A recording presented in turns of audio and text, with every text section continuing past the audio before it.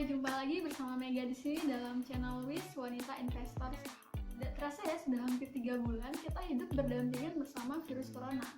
Sangat banyak dampak yang kita rasakan, dari mulai banyaknya pabrik yang tutup, toko, sekolah, restoran, dan sebagainya, yang berimbas pada banyaknya karyawan yang di PHK dan berujung kepada peningkatan pengangguran di Indonesia. Bahkan nggak hanya di Indonesia tapi di seluruh dunia. Di sisi lain, saya melihat banyaknya masyarakat Indonesia yang mulai melirik pasar modal sebagai arena untuk make money. Jadi karena adanya work from home, adanya banyaknya PHK, banyak para masyarakat kita yang melirik pasar modal sebagai tempat untuk mencari uang. Hal ini didukung oleh banyaknya permintaan pembuatan akun rekening saham di tiap-tiap sekuritas, yang mana setiap sekuritas hampir merasa kewalahan untuk menanganinya. Nah, ini mengindikasikan bahwa investor saham di Indonesia itu semakin meningkat. Pada video kali ini saya akan membagikan beberapa tips dari saya pribadi untuk kalian yang baru bergabung dan baru mulai untuk berinvestasi, yang pasti tipsnya sangat bermanfaat dan bisa kalian jadikan untuk sebuah pertimbangan. Nah, oke, kita langsung aja untuk tips yang pertama. Tips yang pertama itu tentang dana kelola. Nah, kita tahu dalam penyetoran pertama di sekuritas, uang minimal untuk penyetoran itu adalah 100.000. Nah, saran saya jangan menyetor senilai 100.000, teman-teman. Kenapa jangan? Karena ruang lingkup atau ruang gerak kalian dalam membeli saham itu terbatas. Dan saran saya jangan juga memasukkan semua dana free kalian ke akun rekening saham kalian. Kenapa? Karena itu terlalu beresiko untuk kalian yang belum memiliki pengalaman. Jadi akan lebih bijak jika kalian memasukkan dana yang tidak terlalu kecil dan tidak terlalu tinggi. Yang mana kalau misalkan atau seandainya kalian kehilangan 100% dana itu, kalian masih baik-baik saja. Sebenarnya mustahil untuk kehilangan 100% semua dana, apalagi jika kalian belajar. Oke, itulah tips yang pertama. Tips yang kedua, kalian sudah menyiapkan dana investasi. Kemudian kalian ingin membeli saham nih, misalkan kalian ingin membeli saham BRI dengan kode BBRI. Nah, untuk cara pembeliannya itu tidak langsung kalian datang ke bank BRI bilang saya mau beli saham BRI. Bukan gitu, teman-teman. Jadi di saham itu ada namanya pasar saham atau Bursa Efek Indonesia. Tapi kalian tidak langsung tuh datang ke Bursa Efek Indonesia bilang mau beli saham. Ada yang namanya sekuritas. Sekuritas itu nama lainnya adalah broker.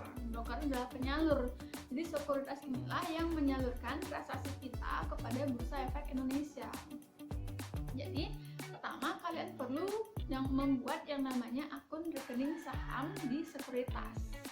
Jadi di Indonesia sendiri ada banyak sekuritas. Kalian bisa cek di www.idx.com. Pada dasarnya tujuan sekuritas adalah sama, yaitu melakukan transaksi jual dan beli. Yang membedakan sekuritas yang satu dengan yang lainnya itu adalah fee dari masing-masing sekuritas. Jadi ketika kita melakukan pembelian atau penjualan saham, itu dipotong fee yang masuk ke sekuritas. Nah, tiap-tiap sekuritas itu memiliki fee yang berbeda. Kemudian yang membedakan berikutnya adalah fitur aplikasi dari masing-masing sekuritas.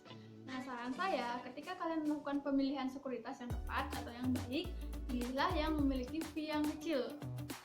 Kemudian tentu yang terdaftar pada OJK. Ketiga adalah sebelum kalian berinvestasi di pasar saham, lebih baik kalian berinvestasi terlebih dahulu kepada diri sendiri. Artinya maksud saya adalah belajar.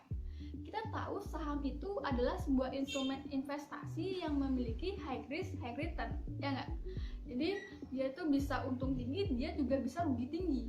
Nah, jadi itulah gunanya belajar. Dengan kita belajar, kita bisa mengoptimalkan returnnya dan meminimalisir dari si risknya itu sendiri.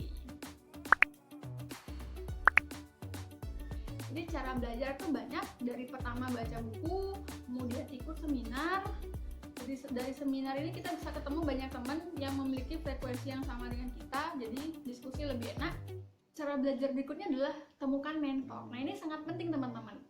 mentor menurut saya itu ada dua, mentor secara langsung dan mentor secara tidak langsung. Mentor secara langsung itu artinya kita belajar langsung dengan beliau, bertemu langsung dan berkomunikasi langsung dengan beliau. Sedangkan mentor secara tidak langsung artinya kita tidak mungkin belajar langsung dengan beliau, berkomunikasi langsung dengan beliau, dan bahkan bertemu langsung, tapi kita bisa belajar dari bagaimana pandangan beliau tentang investasi, kemudian insight dan prinsip beliau dalam berinvestasi. Contoh mentor secara tidak langsung saya adalah Opa Warren Buffett. Nah, saya nggak mungkin tuh ketemu sama Opa Warren Buffett, nggak mungkin ngobrol sama dia, tapi saya bisa belajar dari pandangan dia tentang investasi dan prinsip-prinsip beliau. Kemudian untuk mentor secara langsung, saya juga punya mentor yang selalu membimbing saya bisa ketemu langsung sama beliau dan bimbingan langsung. Jadi mentor itu sangat penting. Oke, cara belajar berikut adalah dengan join komunitas. Ini nggak kalah pentingnya. Dengan join komunitas, kita bisa bertemu, kita bisa berkumpul dengan teman-teman yang memiliki pikiran yang sama dengan kita. Jadi dengan banyaknya teman yang kita ajak diskusi, itu akan menambah semangat kita dalam belajar. Oke, itulah tips yang ketiga. Yang terakhir adalah tips yang keempat. Oke, tips yang keempat itu adalah tiba saatnya kalian membeli saham.